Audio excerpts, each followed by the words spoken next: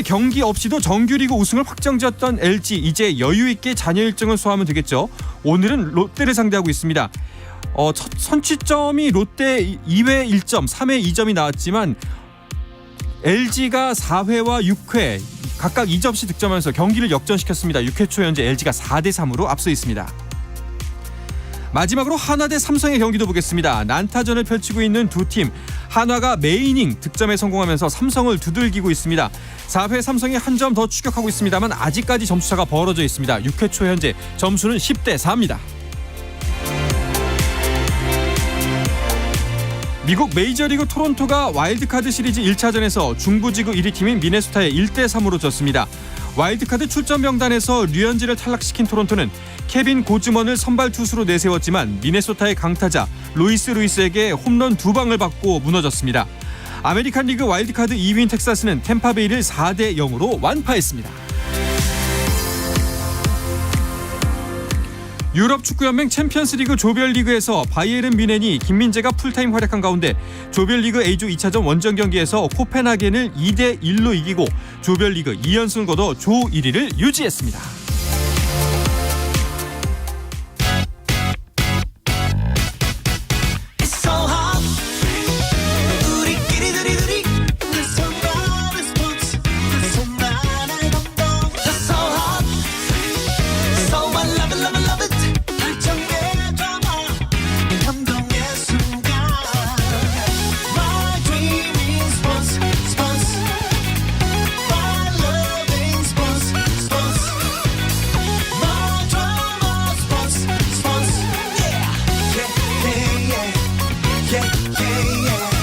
스포츠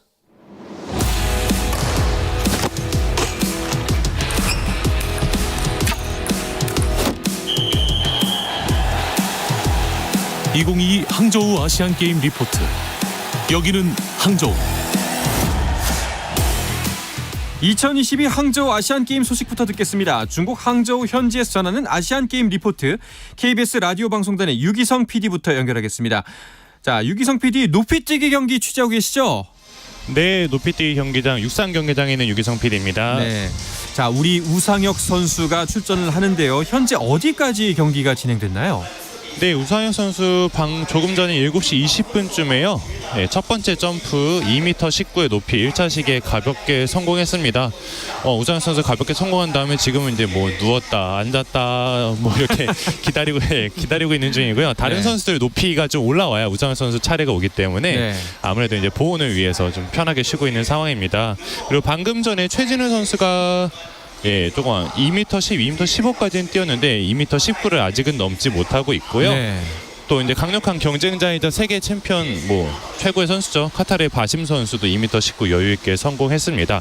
아마도 이제 2m 23 높이가 될 때부터 본격적인 메달 경쟁이 이루어질 것 같고요. 지금 이곳 육상 경기장은 사실 높이뛰기만 하고 있는 게 아니라요. 가운데서는 창던지기를 하고 있고 저 멀리서는 세단뛰기를 하고 있고 네. 중간중간에 트랙에서 계속 달리기도 이어지고 있거든요. 그래서 굉장히 정신이 없는데도 또 재밌게 여러 가지 경기를 즐길 수 있는 매력이 좀 있습니다. 네. 자, 어제 바로 이 경기장에서 우리나라에서 37년 만에 남자 400m 계주 메달이 나온 거죠? 네, 어젯밤이었죠. 이정태, 김구경, 이재성, 고승환 이렇게 4명의 선수가 연이어 뛴 우리나라 남자 계주팀 38초 74라는 한국 타이 기록으로 동메달을 목에 걸었습니다. 역사를 쓴 건데요. 37년 만에 말씀하신 대로 한국 육상 계주에서 메달을 저희가 획득을 한 거고요. 1986년 서울 아시안 게임 이후로 처음입니다. 그동안 이 단거리, 우리가 사실 단거리 종목이 이렇게 강하진 않잖아요. 네. 뭐 일본, 중국은 강자고 또 최근에 이제 태국, 인도네시아 등에도 밀렸었는데 정말 기적 같은 일, 어떻게 보면 이제 노력의 결실을 맺었다고 볼 수 있고요. 무엇보다 감동인 건 아무래도 김구경 선수 때문일 것 같습니다. 김구경 선수 이름은 아마 많이들 들어보셨을 거예요. 16년째 이 달리기에서 국가대표 선수 맡고 있고요. 또 우리나라 100m 한국 기록 보유자입니다. 10초 07 가지고 있는데요. 이 김구경 선수가 그동안 사실 외롭고 이제 고독한 길을 걸어온 느낌이 강했는데 이 마지막 아시안 게임에서 동료들과 함께 뜻깊은 메달을 따서 너무 저도 개인적으로 기쁩니다. 또 같이 뛴 이정태 선수가 사실은 이 우상혁 선수랑 초중고 동창이에요. 그래서 우상혁 선수랑 굉장히 친하거든요. 네. 그 예선 때도 예선 마치고 우상혁 선수가 이제 높이뛰기 대기하고 있을 때 이정태 선수 뛰는 걸 보면서 박수도 쳐주고 또 정태 잘했으면 좋겠다 이런 얘기도 많이 건넸는데요. 우리 육상도 이제 수영의 황금 세대가 열렸듯이 이제 금빛 세대가 열리기를 저희가 좀 바라는 마음으로 오늘 밤 또 남은 육상 경기 결과 응원을 했으면 좋겠습니다. 그러니까요. 제가 입사했을 당시 10수년 전에 김구경 선수가 그때도 대한민국 국가대표였거든요. 그렇죠. 정말 오랫동안 들어왔죠. 야, 정말 사실 근데 이제 어떻게 보면 선수 생활의 막바지를 갖고 있을 텐데 이 마지막 메달일지도 모를 이 메달이 특히나 단체전에서 동료와 함께 만들었다는 게 또 새로운 네. 세대에게 메달을 넘겨줬다는 느낌이 들어서 굉장히 또 감동적입니다. 네, 다음 대회 기대해봐도 좋을 것 같습니다. 그렇습니다. 자, 그리고 남자 허들 110m 결선에서는 공동 금메달이 나왔다고요? 네, 지난 2일이었죠. 이 경기장에서 정말 특이한 광경, 육상 경기에서 정말 보기 쉽지 않은 광경이었는데요. 네. 육상 종목은 보통 이제 소수점 둘째 자리까지 공식 기록이 인정이 됩니다. 하지만 이제 그 둘째 자리까지 같으면 이제 셋째 자리까지 보게 되어 있는데 그 셋째 자리까지 보는 일이 발생을 한 겁니다. 일본의 다카야마 순야 선수와 쿠웨이트의 야쿠브 아르야 선수가 13초 409. 그러니까 셋째 자리까지 완전히 똑같이 동시에 들어온 거예요. 네. 네, 정말 신기한 일이죠. 네. 이 두 선수의 공식 기록은요 13.41이 됐고요. 조직에는 이제 고심 끝에 두 선수 모두에게 금메달을 줬습니다. 이제 그래서 이제 2등, 뭐 2등이 맞는지 모르겠지만 2등으로 들어왔던 중국의 슈이 주오이 선수가 이제 돌지에 이제 은메달이 아니라 동메달을 따게 되는 상황이 벌어졌고요. 이 육상 경기장 그만큼 진짜 머리카락 한 올, 발끝 하나까지도 이제 경쟁이 되는 치열한 경기장인데 오늘 저녁에 오늘 밤에 과연 우상혁 선수가 이제 군대를 제대했잖아요. 경례 세레머니 말고 이제 새로운 세레머니를 보여줄 텐데 네. 우리가 우상혁 선수의 세레머니를 마지막으로 보게 될 것인지 아니면 그 카타르 바심 선수 특유의 날개짓을 마지막으로 보게 될지 과연 금메달 주인공은 누가 될지 궁금해지는 이 육상 경기장이었습니다. 네, 알겠습니다. 자, 방금 전에 이제 최진우 선수가 2m 19 3차 시기까지 도전을 했는데 끝까지 넘지는 못했던 것 같습니다. 첫 번째 네. 도전인 만큼 좀 아쉬운 마음이 있고요. 됐어요. 지금 이제 우상혁 선수가 2m 23, 4cm를 더 올렸네요. 1차 시기에 도전을 합니다. 네, 저 금빛이 좀 지금 네. 네, 어깨 돌리고 있습니다. 라이벌 바심 선수를 꼭 한번 멋지게 누르는 모습을 보길 바라면서 네. 오늘 연결은 지금 여기서 뛰고 있어서요. 지금 네. 뛰고 있네요. 야, 알겠습니다. 유기상 PD 응원 열심히 하시고요. 좋은 소식 들려주시기 바라겠습니다. 네, 고맙습니다. 네, 고맙습니다. 육상 경기장의 유기성 PD였고요. 마지막 인사를 나누는 와중에 2m 23 가뿐하게 우상혁 선수가 넘는 모습 전해드리면서 다음 경기장으로 이어가 보도록 하겠습니다. 자, 남자 축구 4강전이 있을 중국 항저우 황농 스포츠센터에서 경기 시작을 기다리고 있는 이성엽 PD 연결해 보겠습니다. 이성엽 PD 안녕하세요.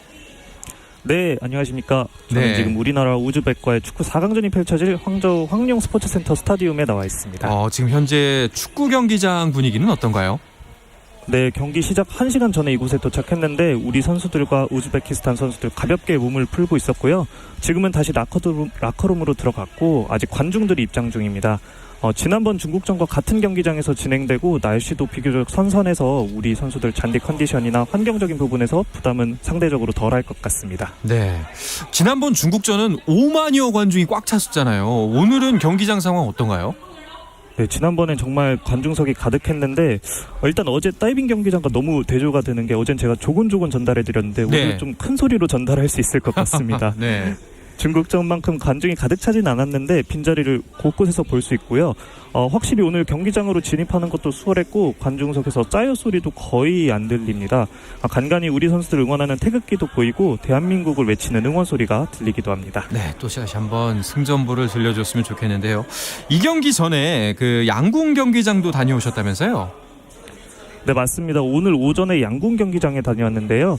오전에 양궁 컴파운드 혼성에서 소채원, 주재훈 선수가 은메달을 획득했습니다. 컴파운드 종목 강국인 인도의 158대 159 아쉽게 1점 차이로 은메달을 획득했는데요. 오늘 한국 양궁에서 나온 첫 메달이자 첫 은메달이었습니다.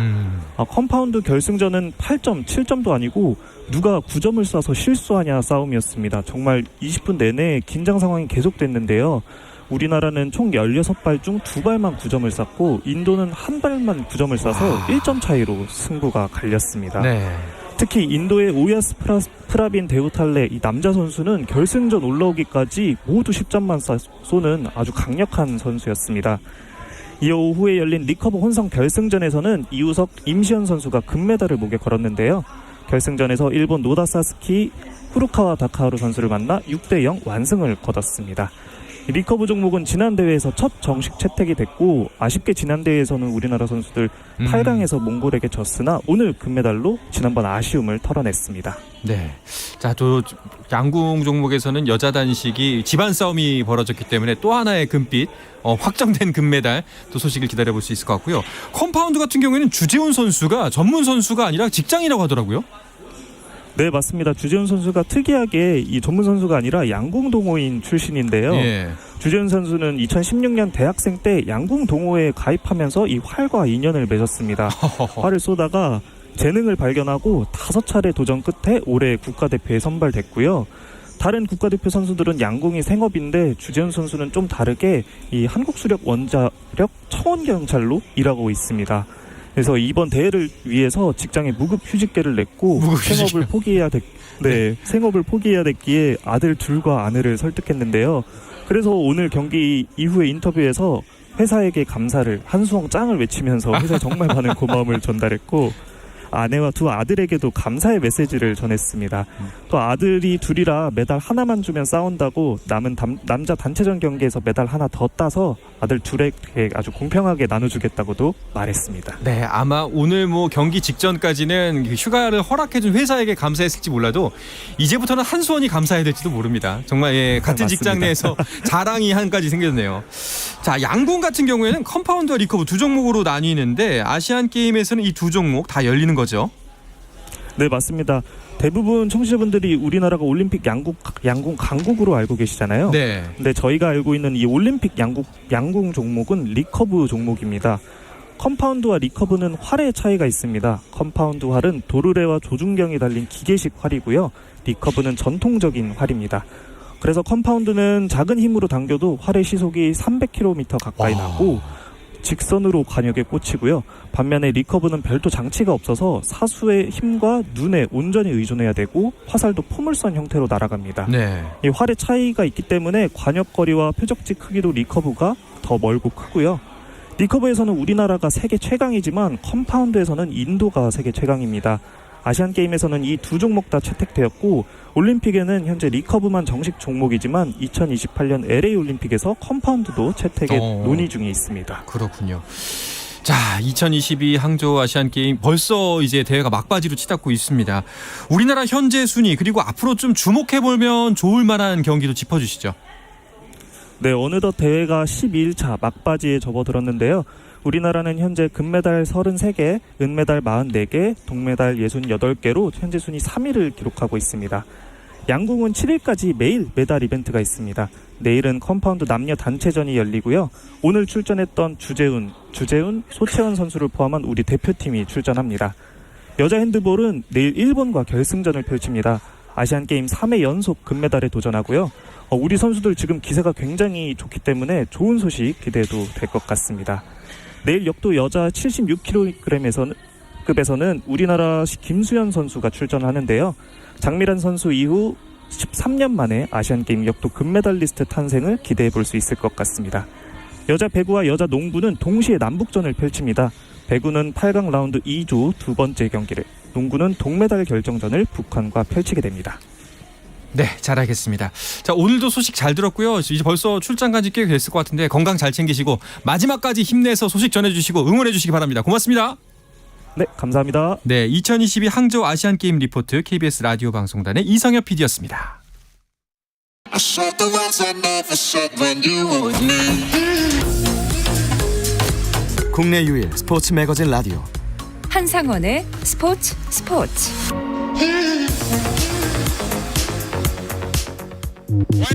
Shout out to them people.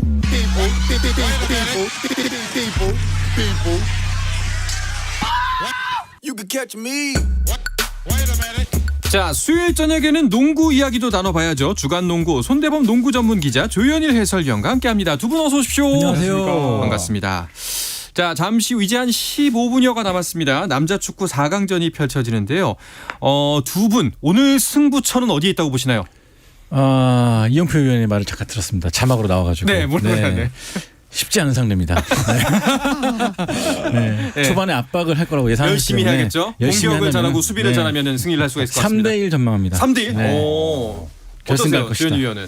2018년에 이제 우즈베키스탄 만나서 네. 고전했던 기억이 있거든요. 우리 한국 대표팀이. 전문성이 느껴지네요, 벌써. 하는군요. 예. 네. 그때 기억이 나는데 뭐 그때와 비슷하게 저 한 골차 승리 한 골차 승리. 예상하겠습니다. 알겠습니다. 이 두 분의 바람대로 어쨌거나 저쨌거나 무조건 승리해서 결승전까지 가는 대표팀의 모습 응원하도록 하겠습니다. 그런데 농구는 왜 이럽니까? 네. 예, 이거 두 분 다 반성해야 되는 거 아닙니까? 진작에 좀 더 네. 많은 얘기를 했어야 되는데 사실 소잃고 외양간 고치기가 아닌가 싶은데 사실 이번 대회는 약해진 전력을 확인할 수 있었던 그런 대회 같아요. 네, 그동안 우리가 얼마나 퇴보했나를 네. 확인할 수 있었던 그런 대회 같습니다. 정체도 아니고 퇴보라고 생각하시는군요. 네. 일단은 2006년 도하 대회 이후 처음으로 이제 4강에 진출 실패했고요. 4강 진출에 실패한 것뿐만 아니라 7, 8위전을 밀려났는데 뭐 슐슨 감독의 표현대로 굉장히 치욕스러운 결과가 아닌가 싶습니다. 두 분 다 이제 이 경기 중계 준비하셨잖아요. 그 보셨을 때 중계를 하시면서 더욱더 집중해서 보실 수밖에 없었을 텐데 어떤 점이 가장 큰 문제로 다가오던가요? 뭐 사실 이제 많은 언론도 지적했고 뭐 팬분들도 아시겠지만 이제 현대 농구의 흐름과 이제 거꾸로 가는 농구를 하고 있는 점. 네, 그런데 그런 사실들을 이제 선수들은 깨달을 수 있을지 몰라도 사실 뭐 수장이나 혹은 이제 뭐 농구를 이끌어가는 이 어르신들이 모른다면 네. 선수들이 플로어에서 할 수 있는 일이 없거든요. 네, 그래서 창의성이 없고 또 현대 농구의 추세와 전혀 동떨어진 농구를 했다는 점에서 어떻게 보면 또 예견된 그런 참사가 아니었나 싶은 생각도 듭니다. 어떠셨어요, 손대범 위원은? 네, 저도 좀 동의하는 부분이 크고요. 네. 사실은 답안지를 미리 보여주고 경쟁한 느낌이었어요. 우리 이거 주먹 낼 거니까 너 알아서 가인해. 그렇게 바라는. 우리의 뭐 전술 같은 건 이미 너무나 다 알고 있었군요. 그렇죠. 상대가 이미 우리의 움직임을 너무 파악한 반면에 네. 우리는 상대가 가위를 낼지 볼을 낼지 전혀 모르는 그런 상황이었기 때문에 너무 힘든 경기가 아니었나 싶고 네. 또 그것이 반복되다 보니까 결국에는 전체적으로 방향성을 잃고 좀 흔들린 게 아닌가 싶습니다. 너무 속이 상합니다. 게다가 그 일본 맞붙었던 중국 팀 같은 경우에 최정예도 아니었다면서요. 네, 뭐 중국이 저우치 선수도 빠졌고 또 사실은 뭐 일본 대표팀이 또 인상적인 부분도 있었지만 중국은 사실 그렇게 뭐 선진화된 농구를 한 느낌은 아니었거든요. 네, 그래서 우리나라 대표팀이 잘 준비했더라면 아무리 중국 원정이었어도 이길 수 있는 상대였다고 봤는데 뭐 이도저도 아닌 농구로 일관했고 또 현대농구가 이제 수비보다는 또 공격이 좀 중시되는데 뭐 공격에서 활로를 뚫지 못하다 보니까 대한민국 대표팀이 뭐 일정의 어려움이 있었다고 하더라도 뭐 그전 일본전 패배도 그렇고 중국을 상대로도 힘 한번 쓰지 못하고 졌습니다. 뭐 선수들도 뭐 사실상 체력 힘들지만 그건 핑계될 게 아닌 것 같다라고 네. 자평했을 정도로 좀 많이 좌절까지 한 모습을 좀 봤습니다. 해설하면서도 이러면 참 기운 빠지잖아요. 그렇죠. 마지막까지 정말 네. 오랜만에 이제 3사에서 농구를 또 크게 틀어줬는데 이럴 때 잘했으면 좋았을 텐데 좀 아쉽기도 하고 일단 승패를 떠나서 또 선수들 보면서 안쓰럽기도 하고 그랬습니다. 이게 보면 지난해 7월에 있었던 아시아컵에서는 우리가 이겼었는데 그 1년 사이에 뭐가 달라졌을까요? 이렇게?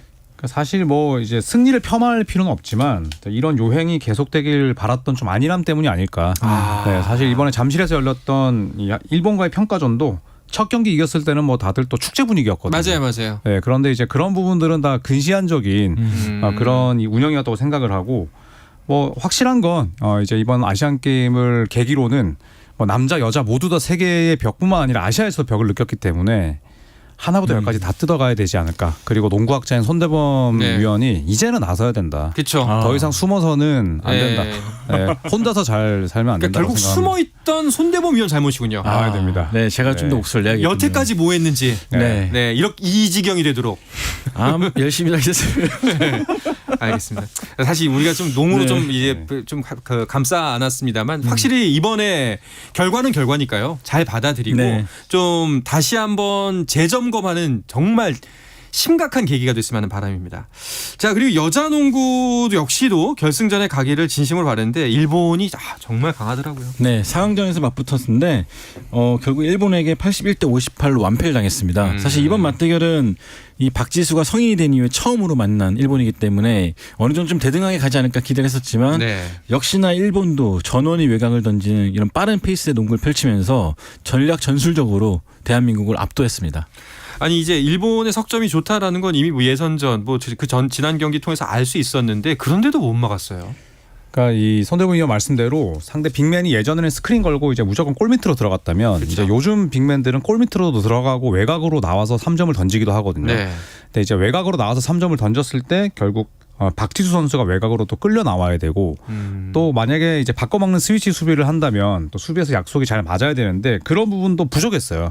예, 그런 부분이 부족했던 건 결국 우리가 그런 농구를 하지 못하기 때문에 예, 상대의 그런 공격을 간파하는 능력이 저는 없다고 생각을 하거든요.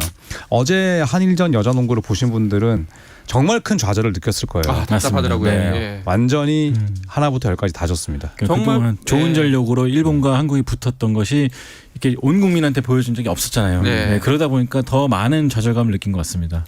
정말 손쉽게 점수 내주고 너무너무 힘겹게 공격 성공해도 그 득점에 실패하고 답답했습니다만 그런데 박지수 선수의 분투는 눈물겨웠어요. 맞습니다. 네. 바로 앞에 있었으면 저는 기립박수를 보내지 않았을까 싶을 네. 정도로 온 혼신의 힘을 다 불태우면서 최고의 활약을 보여줬고요. 마지막까지 포기하지 않는 그런 승부욕도 대단했던 것 같습니다. 더군다나 이제 좀 많이 정신적으로도 힘들었고 육체적으로도 힘들었던 과정을 이겨내고서 다시 돌아온 무대에서 이런 모습을 보여줘서 더욱더 감동적이었던 것 같습니다. 그래도 희망을 볼 수 있는 것 같아요. 예, 박지수 선수 같은 선수가 있으니까 앞으로 잘 한다면 좀 더 좋은 결과 기대할 수가 있겠죠. 네.